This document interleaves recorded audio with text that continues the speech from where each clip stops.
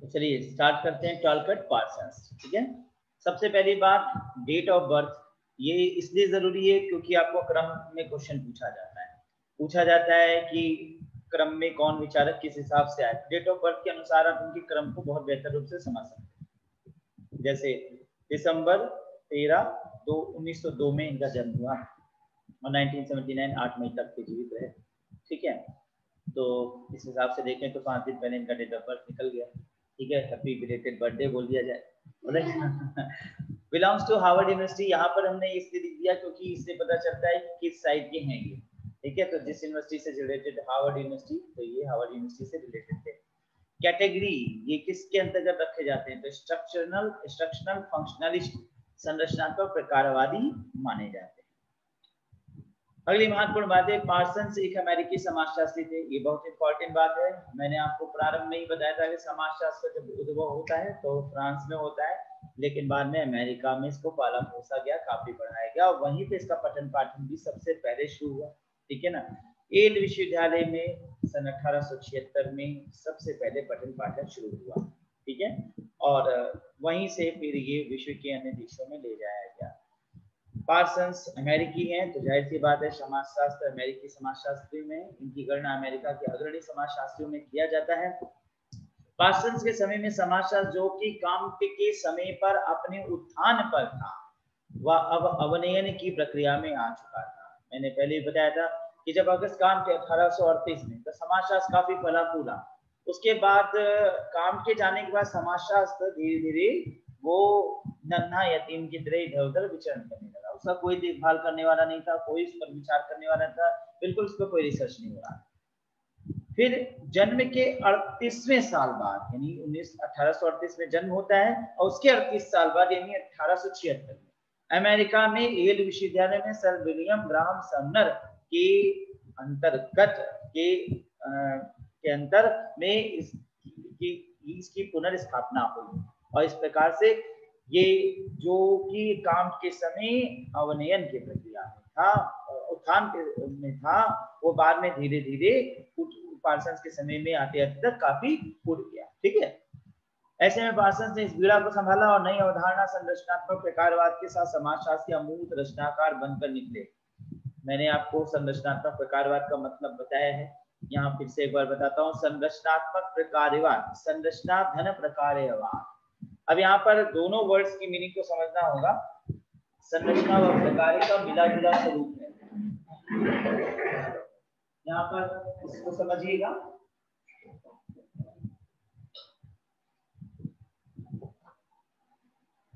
जब हम संरचनात्मक प्रकारवाद की बात करते हैं तो संरचनात्मक प्लस प्रकारवाद। अब यहाँ पे दो अवधारणाएं हैं, एक तरफ संरचना, एक तरफ प्रकार।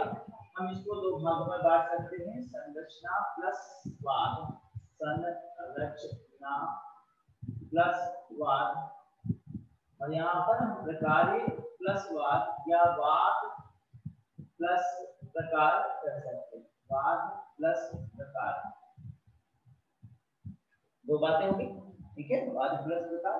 अब यहाँ पे देखें तो वाद वाद कॉमन हो गया, ये दोनों वाद को देखा जाए तो कॉमन हो जाए। वाद का मतलब क्या होता है? विचारधारा, विचारधारा। और इस पॉइंट से देखें तो संरचना और प्रकार की विचारधारा। अब एक्चुअली क्यों संरचना का प्रकारवाद कहा गया प्रकारवादी? क्योंकि इससे पहले जो विचारक हुआ करते थे वो या तो संरचनावादी थे या तो प्रकारवादी। संरचनावाद का मतलब क्या है? संरचना, संरचना क्या है? सुव्यवस्थित रचना, किसी भी तत्व का सुव्यवस्थित रचना को देखना। जैसे हमारा शरीर है सुव्यवस्थित रूप से रचित है, यानी सारे जितने अंग हैं वो अपनी जगह अगर व्यवस्थित है तभी हमारा शरीर एक संरचना कहलाएगा।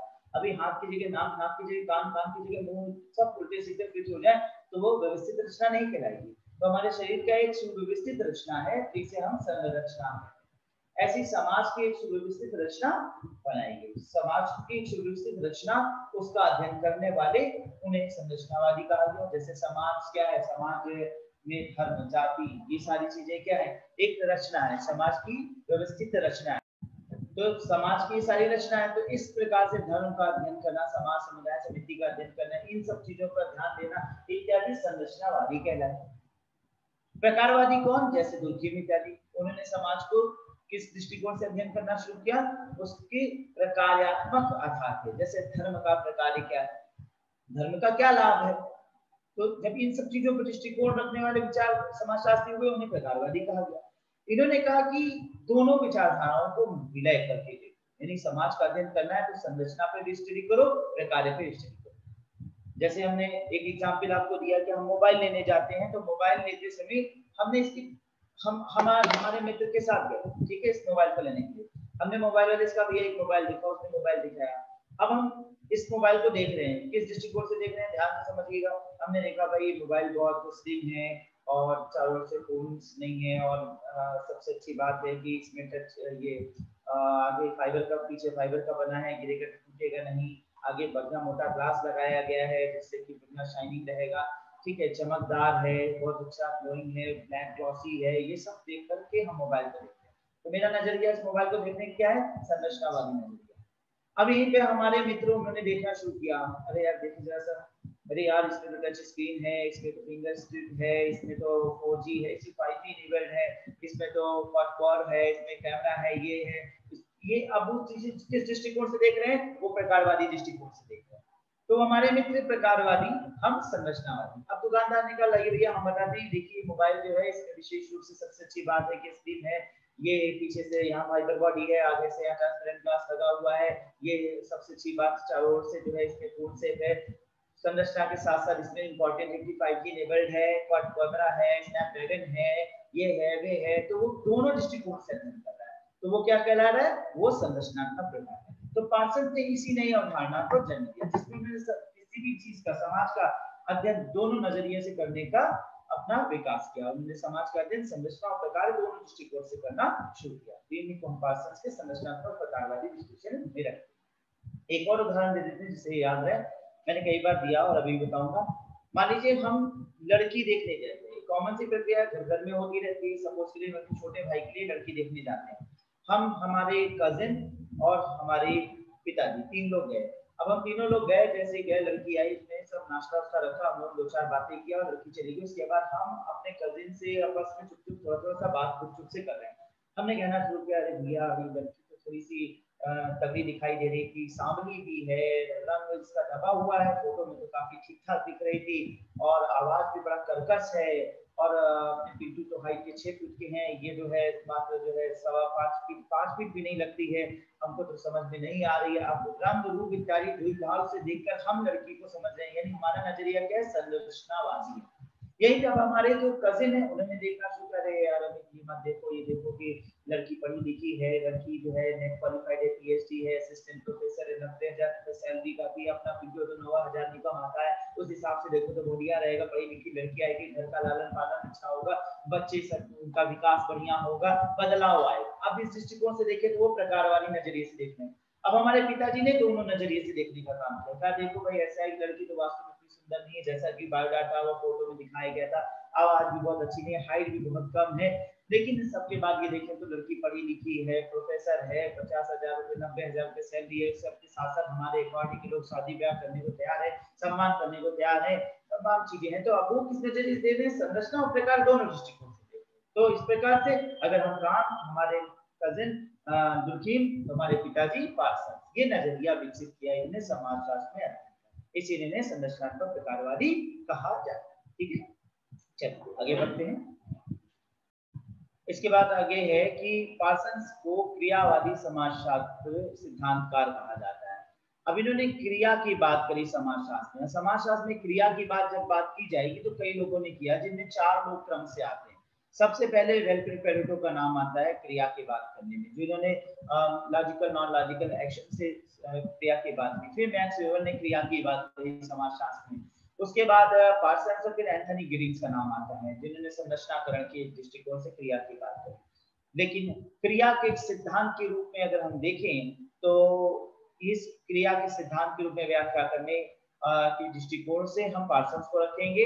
और जब हम यहाँ पर सामाजिक क्रिया की बात करें तो सामाजिक क्रिया के निर्देशात्मक बोध के रूप में किसने रखा, तो हम उसमें दृष्टिकोण रखेंगे मैक्स वेबर का, ठीक है, सोशल एक्शन के पॉइंट ऑफ व्यू।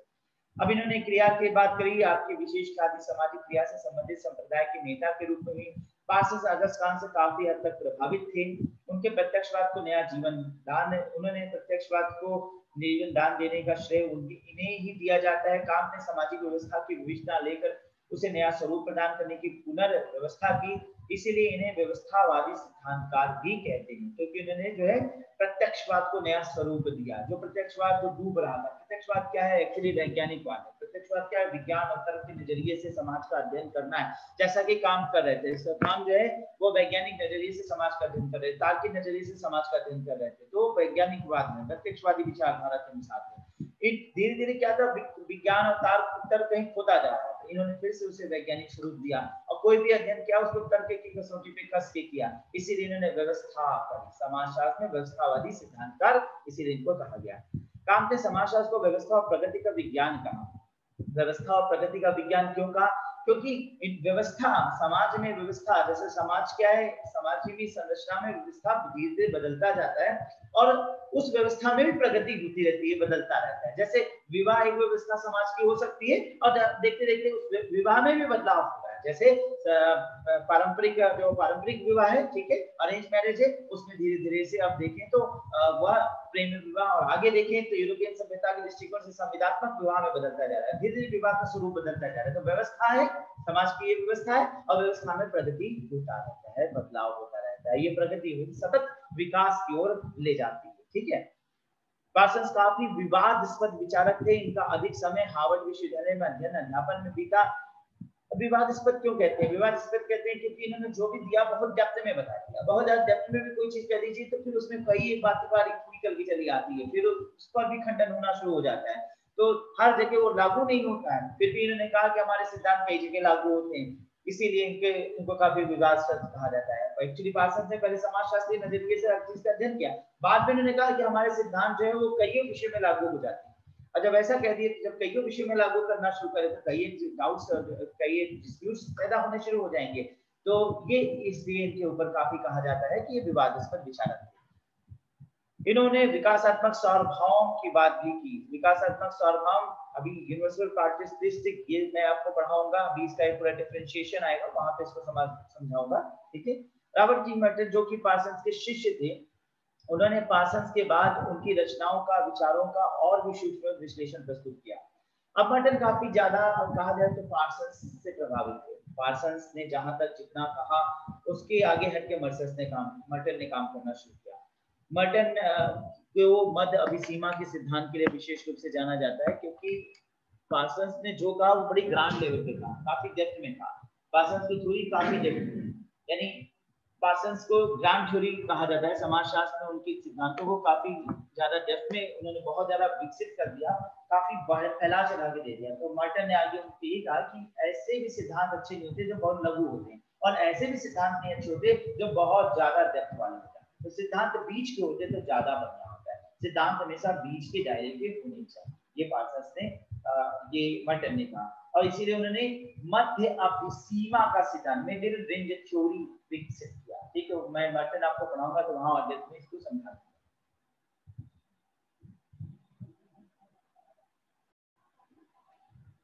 पार्सन्स ने एक स्थान पर स्वयं लिखा है कि मैं एक ऐसी थ्योरी लिख रहा हूं जो सभी समाजों के अध्ययन में उपयोगी हो, ये केवल समाज शास्त्र में ही नहीं वरन अन्य विषयों में भी उपयोगी होगी। इस कारण इनकी काफी योजना, मैंने भी आपको इस बात पर बताया कि भाई आप समाजशास्त्री हैं, ठीक है, समाज की नजरिया अलग हो सकता है, अर्थशास्त्र का नजरिया अलग हो।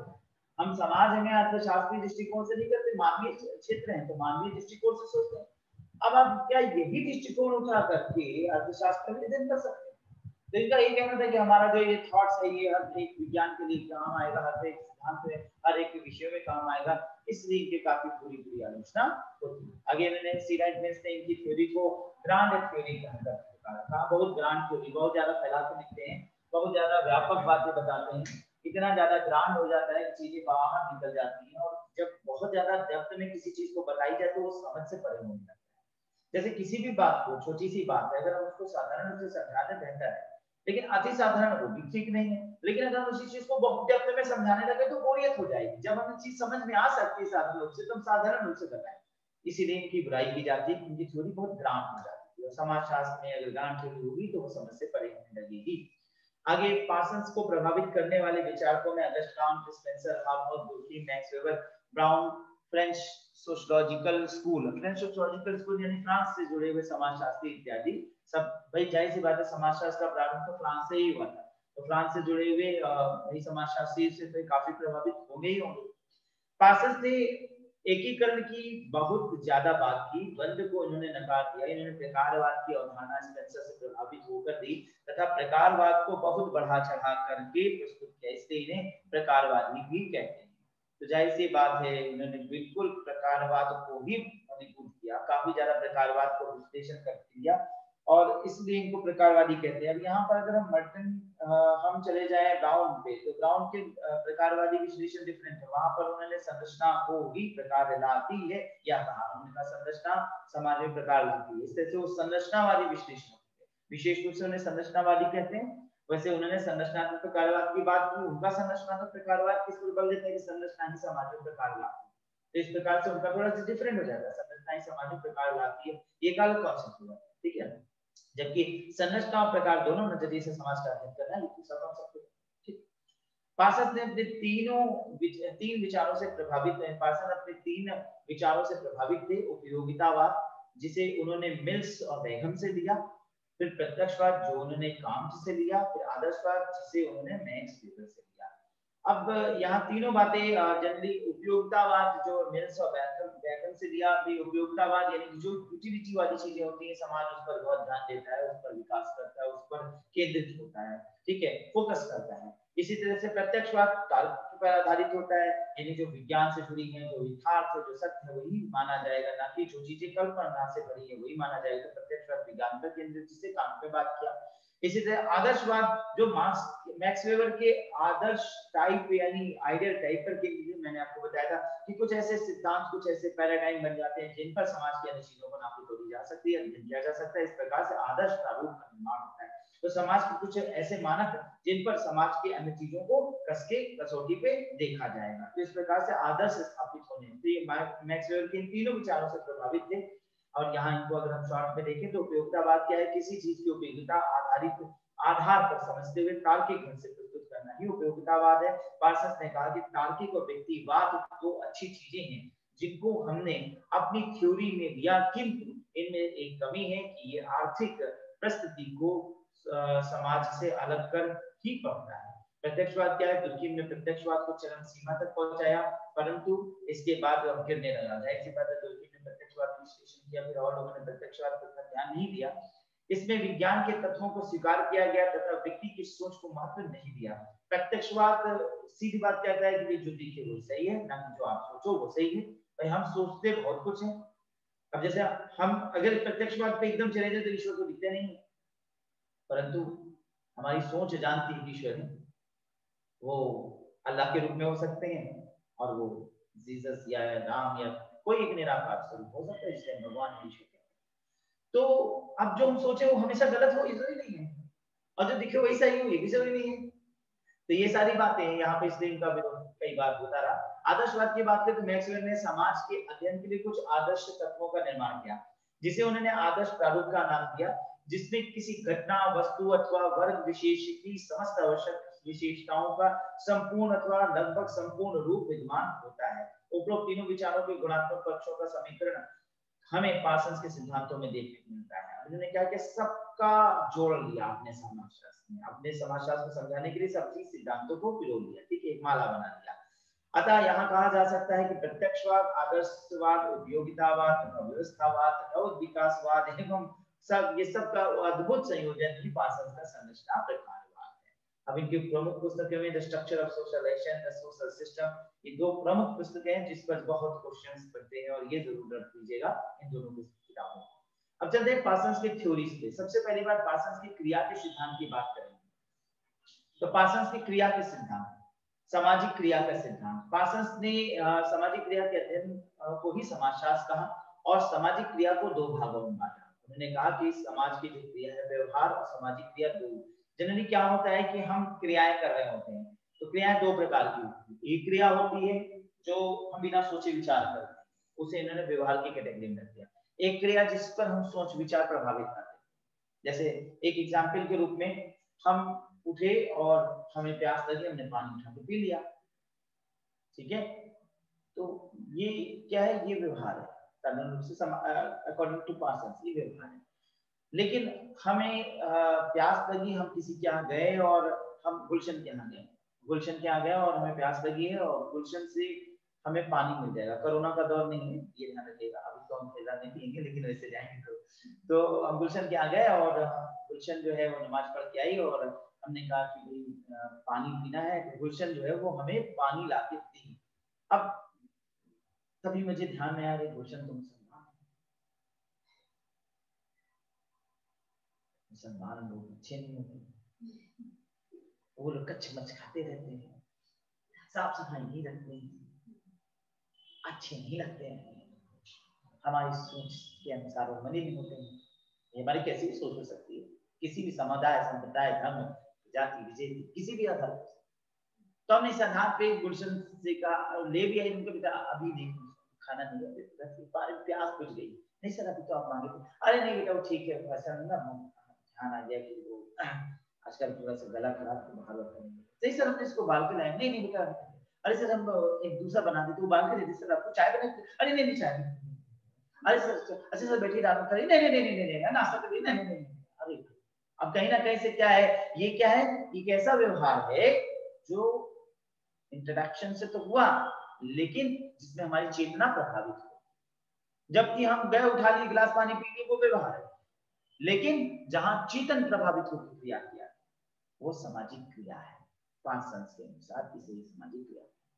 मुझे इस पर एक उदाहरण याद आता है हमारे मित्र से, वीडियो ना देखे तो अच्छी बात है, लेकिन एक हमारे मित्र थे हमारे साथ, मित्र क्या वो डायरेक्टर भी हैं और कोचिंग भी चलाते हैं, और साथ ही साथ जो है एक जियो साइंटिस्ट भी हैं, वो वैज्ञानिक भी।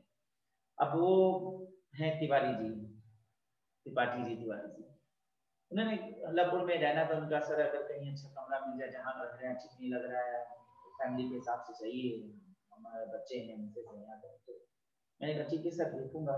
तो ऐसी क्लास में मैंने चर्चा चला दी, मैंने क्लास में कहा बच्चों से कि कोई अगर ऐसी समाजशास्त्री क्लासेस चले थी, मैंने कहा किसी के पास जो अगर कोई रूम अवेलेबल हो ठीक ठाक फैमिली के लिए सही, कई स्टूडेंट एक थी रंजना, वो बैठी हुई थी, उसने कहा हाँ सर, कहाँ सर, सर अगर कहीं अल्लाहपुर, हमने कहा हाँ अल्लाहपुर में तो उन्हें चाहिए, अगर अल्लाहपुर में तो हाँ सर है हमारे घर के बगल में आ गई सर, तो दिला दे दिखा दे, बढ़िया है अच्छा जगह है सर, अभी तो आपने सही बताया कि कल ही नया बना है, एकदम फ्रेश है सर, और वो कहे भी हमसे बगल वाले हमारे पड़ोसी के अगर कोई हो तो उसको आप बताइए। तो मैंने कहा ठीक है, तो कब बताओ क्या सर, अभी घर जाते हैं, क्योंकि शाम को 6 बज रहा था, अभी घर जाते हैं और पता कर देते हैं, आपको फोन कर देंगे, आप सर के साथ आ जाइएगा। हमने कहा तो वैसे भी ठीक है, मैं भी इसी समय खाली होता हूँ, सर भी इसी समय खाली होते हैं, शाम के 7-8 के बीच में समय रखते हैं। फिर 1 घंटे बाद उसने फोन किया, तो मैंने सर को फोन किया, मैंने कहा सर वो बच्ची बताई है हृदयपुर में, क्या है सर बड़ा अच्छा है, तो सर की तरह तो उनसे मिलते हैं, तो अपनी गाड़ी लेकर मैं अल्लाहपुर चौराहे पे, लेबर चौराहे पे आ गया, मैं भी पहुंच गया। फिर वो स्टूडेंट भी वहां चौराहे पे खड़ी इंतजार कर रहे थे, सर फोन कर रहे, तो हाँ सर हम आ गए चौराहे पे, आपको रुके रहिए। फिर बकायदे लेके और रूम दिखाई, रूम का फ्लैट था पूरा, सब देखे ओके समझ में आया। तो ये हुआ कि सर ने कहा हाँ सब ठीक ठाक है, अच्छा है, सब बढ़िया है, सही है। तो फिर ये हुआ ठीक है, जाने लगे, तो कही सर इतनी दूर आए तो घर पे आ जाइए सर, 2 मिनट आ जाइए, 2 मिनट आए। तो हम कहे चलिए सर अच्छी बात है, स्टूडेंट ने बोला, और फिर इतना मेहनत किया है, सर के आए तो 2 मिनट बैठे, तो कई सर हम चाय बनाते हैं, हमने कहा भाई अगर आए तो मैं चाय जरूर पिए, बढ़िया चाय बनाओ, मन हो कभी सिंगर पढ़ा के थक गए, चाय बनाओ और कुछ बढ़िया नाश्ता भी बनाना। हमारी तो आदत है मिस्टर से बोलते हैं, मिस्टर से दे देते हैं, बच्चों से खा पी लेते हैं। तो दौड़ पड़ी वो, भाभी भाभी भाभी भाभी चाय चाय बना, सर चाय चलाओ। अब इधर वो अंदर गई, इधर सर अंदर ही जाएंगे, सर चलिए सर कौन सी कास्ट की है, सर ध्यान तो नहीं है सर, देखिए बाहर कुछ लिखा हो, ओके सर चलिए सर, कहाँ ये सब बात सोच रहे हैं हम, कास्टिज्म नहीं आना है, नहीं सर देखना पड़ता है, आप समझते नहीं सर, आप बोर्ड देखे तो वहां पर उनके पिताजी का नाम लिखा था सोनकार, तो जनरली सोनकार यानी कि ना पासी समुदाय को, स्वर पालन विशेष रूप से वो समुदाय का कृत होता है। तो कहाँ है जहाँ सर रंजना रंजना बोलते हैं, हमको नहीं पता कि सुन पा रही है। हाँ सर स्वर वर्ग का पालन पोषण इसीलिए सर देखना फिर बस्ती में स्वर यहाँ तो रहना भी ठीक नहीं। ओके सर हमको इससे क्या मतलब न रहिएगा चाहिए, मेरा बाहर यहाँ तो अंदर चलते हैं और सर सुअर का काम ये थोड़ी करते हैं, घर वो सब ठीक है, इनके पिताजी नौकरी में है ऐसा कुछ नहीं है, वो भी पढ़ाती है, वो भी नेट क्वालिफाइड है। अरे नहीं सर सब सब छोड़िए सर, सर मना कर दीजिए, बहाना कर दीजिए। अब वो और अब यहाँ पे उन्होंने हमें द्वंद में ला दिया, एक तरफ हमारे सर एक तरफ हमारे स्टूडेंट। अब उस स्टूडेंट को हम इतना कुछ कह चुके हैं, अब वो अंदर इतनी खुशियों से दौड़ी हुई है, जब नाश्ता पानी लगा लगा सब टेबल पे रख रही है, फटाफट फटाफट क्या क्या इंतजाम कर ली, समोसा वोसा सब मंगा ली इतनी देर में सारा इंतजाम। अब यहाँ पे लग रहा है कि क्या करूं, इधर सर अंदर आने की तैयारी है, चलिए थोड़ा कदम बाहर अंदर रखते हैं, बोलने के लिए तो बाहर बुलाएंगे। अब बड़े खिंचाते हुए सर अंदर आए, मतलब हम खींच के जैसे ला रहे हो, अब बैठने का बिल्कुल इच्छा नहीं, खड़े हैं। तो वो आई, उसने कहा सर बैठिए बैठिए, सर खड़े क्यों, सर बैठिए बैठिए, भाभी वो रसगुल्ला ला दो। तो अब वो रसगुल्ला ला रही है, समोसा ला रही है, सारे इंतजाम करके रखी है, गान लगा रही, चाय बना दी उसकी भाभी। अब ये लग रहा है कि क्या बोले, उसके लिए तो अतिथि उसके देव गुरु आए हुए हैं, अब हमारे अंदर भाव है जाति का भाव, अब हम हैं मित्र धर्म में फंसे हुए, अब हम मित्र को कैसे इस वक्त त्याग दें। आप खाइए, अरे सर ऐसे कहाँ छोड़ सर, चलिए सर देखते कुछ रास्ता निकालते हैं। उतने में जो है फिर वो आई के सर ये चाय सर ये लीजिए सर सारी चीजें। तो मैंने कहा भाई ऐसा है,